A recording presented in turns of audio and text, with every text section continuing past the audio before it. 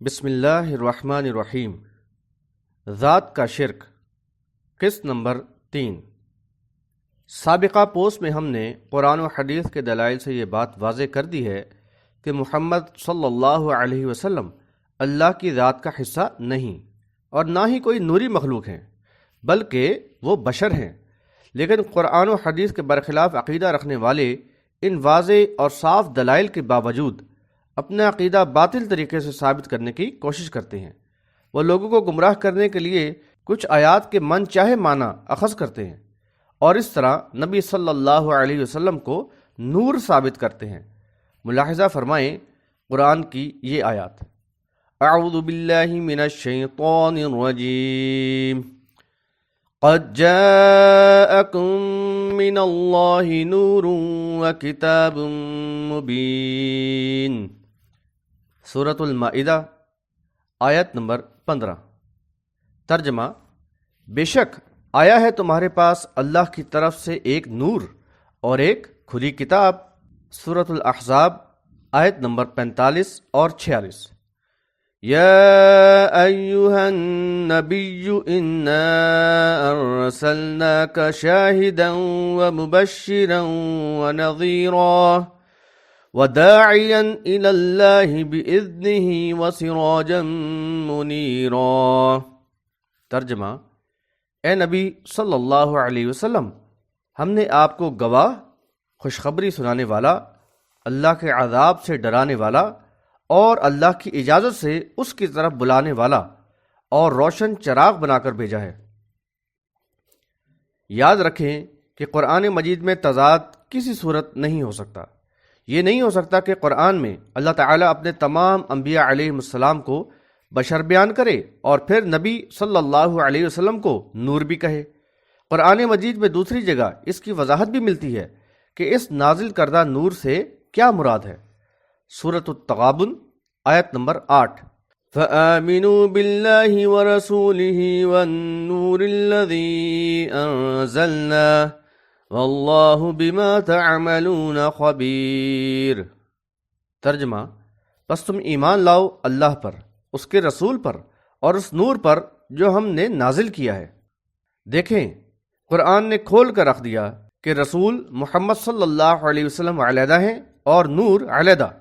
نور کیا ہے جو ان کے ساتھ نازل ہوا؟ تو وہ قرآن مجید ہے۔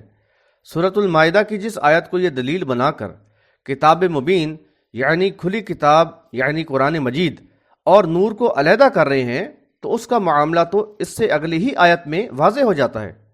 سورۃ المائدہ آیت نمبر 16۔ یہدی بہ اللہ من اتبع رضوانہ سبل السلام ویخرجہم من الظلمات الی النور بإذنہ ویہدیہم الی صراط مستقیم۔ ترجمہ: اس کے ذریعے اللہ اپنی رضا پر چلنے والوں کو سلامتی کے راستے دکھاتا ہے اور اپنے حکم سے انہیں تاریکیوں یعنی گمراہیوں سے نکال کر روشنی کی طرف لاتا اور راہ راست دکھاتا ہے۔ بھی یعنی اس کے ذریعے، یعنی یہاں واحد کا صیغہ ہے کہ اس سے قبل آیت میں کسی دو چیزوں کے نزول کا ذکر نہیں بلکہ ایک ہی چیز کے نازل کرنے کا بیان ہے، ورنہ یہاں بیان کیا جاتا بہما یعنی ان دونوں کے ذریعے کا ذکر ہوتا۔ سورۃ الاعراف آیت نمبر 157 بھی ملاحظہ فرمائیں۔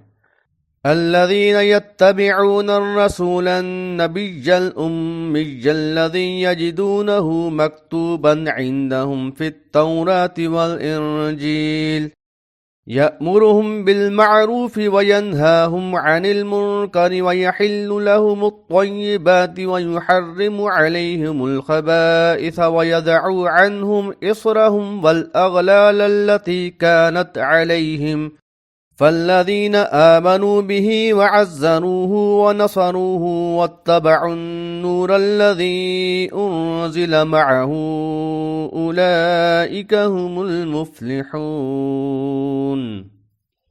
ترجمہ: جو لوگ اس رسول کی پیروی کرتے ہیں جو نبی امی ہے، جس کا ذکر وہ اپنے ہاں تورات اور انجیل میں لکھا ہوا پاتے ہیں، وہ رسول انہیں نیکی کا حکم دیتا ہے اور برائی سے روکتا ہے، ان کے لیے پاکیزہ چیزوں کو حلال اور گندی چیزوں کو حرام کرتا ہے ان کے بوجھ ان پر سے اتارتا ہے اور وہ بندشیں کھولتا ہے جن میں وہ جکڑے ہوئے تھے۔ لہذا جو لوگ اس پر ایمان لائے اور اس کی حمایت اور مدد کی اور اس نور کی پیروی کی جو اس کے ساتھ نازل کیا گیا ہے، تو یہی لوگ فلاح پانے والے ہیں۔ اللہ تعالیٰ نے بیان کر دیا کہ نبی صلی اللہ علیہ وسلم کے ساتھ ایک نور نازل کیا گیا ہے اور وہ ہے قرآن مجید۔ اللہ تعالیٰ نے اپنی نازل کردہ دوسری کتب کو بھی نور کہا ہے۔ سورۃ المائدہ آیت نمبر 44۔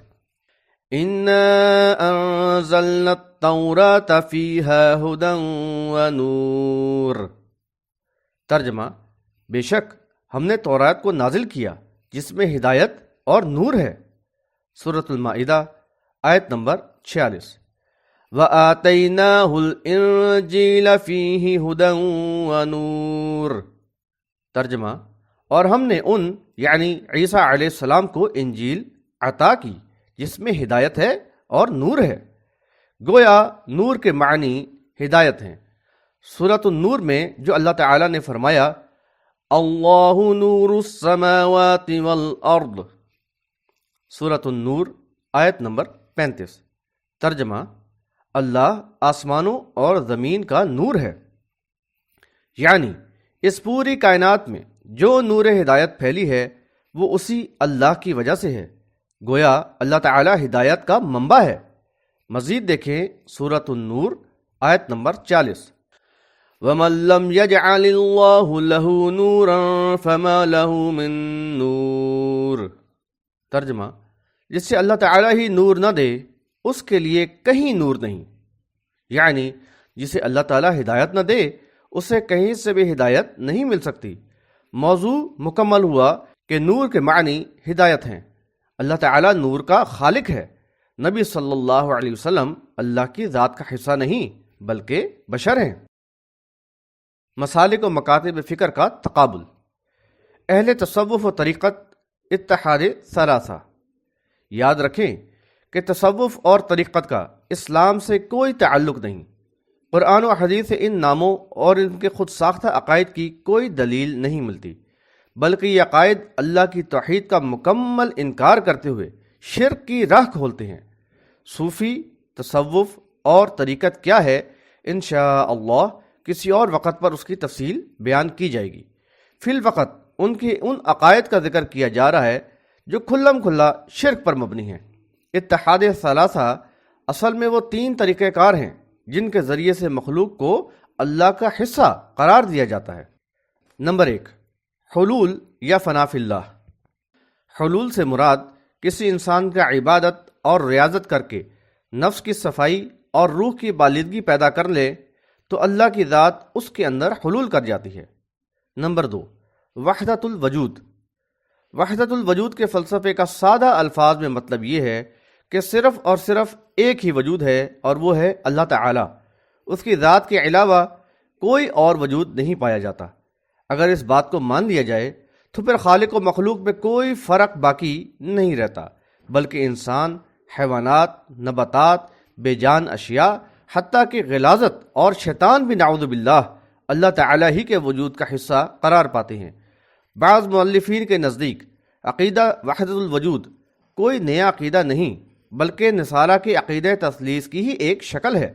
عیسائیوں کے یہ عقیدہ ہم نے قسط نمبر 1 میں پیش کیا تھا کہ ہم ایک خدا پر ایمان لاتے ہیں جو باپ ہے اور قادر مطلق ہے، تمام دیدہ و نادیدہ چیزوں کا خالق ہے، اور ایک خداوند یسوع مسیح پر ایمان لاتے ہیں جو خدا کا بیٹا ہے، خدا کا جنا ہوا اکلوتا، یعنی باپ ہی کے جوہر سے، خدا سے خدا، نور سے نور، عین خدا سے عین خدا، جنا ہوا بنایا ہوا نہیں، باپ ہی کے جوہر سے جس کے ذریعے سے آسمانوں اور زمین میں تمام چیزوں کو وجود ملا، جو ہم انسانوں کے لیے اور ہمارے نجات کے لیے بطور اوتار مجسم بشکل انسانی اترا۔ اس نے تکلیف اٹھائی اور تیسرے دن جی اٹھا اور آسمان پر چڑھ گیا، مردوں اور زندوں کے فیصلے کے لیے پھر آئے گا، اور ہم روح القدس پر بھی ایمان لاتے ہیں۔ ان کے عقیدے کے مطابق عیسیٰ علیہ السلام بھی اللہ کی ذات کا حصہ ہیں، اس طرح نہیں کہ وہ اللہ کے بیٹے تھے، بلکہ اس طرح کہ وہ عین اللہ کی ذات کا حصہ تھے۔ کہتے ہیں کہ خدا سے خدا، نور سے نور، یہی وہ عقیدہ ہے جو اس امت میں بھی رائج ہوا، جس کی تفصیل ہم اس سے قبل بیان کر چکے ہیں۔ سوچیں، اللہ خالق، باقی مخلوق، اللہ رازق، باقی مرزوق، اللہ دینے والا، باقی سب لینے والے، لیکن اس عقیدے نے سب کو ایک ذات قرار دے دیا۔ اللہ تعالیٰ سورۃ الاخلاص میں فرماتا ہے، قُلْ هُوَ اللَّهُ أَحَدٌ، ترجمہ کہہ دو کہ اللہ یکتا ہے، وَلَمْ يَكُنْ لَهُ كُفُوًا أَحَدٌ، ترجمہ اور نہ ہی کوئی ایک اس کا ہمسر ہے۔ سورۃ الشورى آیت نمبر 11 میں فرمایا، لَيْسَ كَمِثْلِهِ شَيْءٌ، ترجمہ اس کی مثال جیسی کائنات میں کوئی چیز نہیں۔ واضح ہوا کہ یہ عقیدہ رکھنا کہ کائنات کی ہر چیز اللہ کی ذات کا حصہ ہے، قرآن کا کھلا انکار ہے۔ نمبر 3، وحدت الشہود۔ وحدت الشہود سے مراد ایک دیکھنا ہے، یعنی چاروں طرف تو ہی تو ہے والا معاملہ ہو جاتا ہے۔ یعنی مشاہدے میں جتنی بھی چیزیں ہیں سب نعوذ باللہ اللہ ہی کی ذات ہے، اور اسی کو فنا فی اللہ کہا جاتا ہے، یعنی اللہ کی ذات میں فنا ہو جانا۔ استغفر اللہ من ذالک، کہ اب یہ انسان اللہ کی ذات میں فنا ہو گیا۔ یہ تینوں عقائد گو کہ الگ الگ بیان کیے جاتے ہیں اور ان کی الگ الگ تعریف بھی کی جاتی ہے، مگر تھوڑے بہت اختلاف کے باوجود اور نتیجے کے اعتبار سے یہ ایک ہی ہیں۔ جو لوگ تصوف کو نہیں جانتے تو وہ جان لیں کہ یہ اللہ کی توحید کا کھلا انکار ہے۔ انشاءاللہ تعالی اگلی قسط میں ہم ان افراد کے بارے میں بیان کریں گے جو ان عقائد کے حامل ہیں۔